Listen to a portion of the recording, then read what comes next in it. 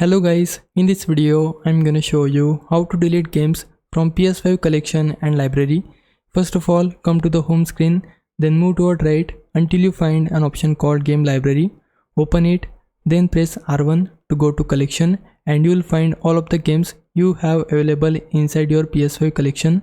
So let's say I want to hide or delete Crew Motorfest, then I need to press options button on my controller. After that, it will show us an option of hide. PS5 doesn't give us an option to delete any of the game from our collection or library. We can only hide the game from our library.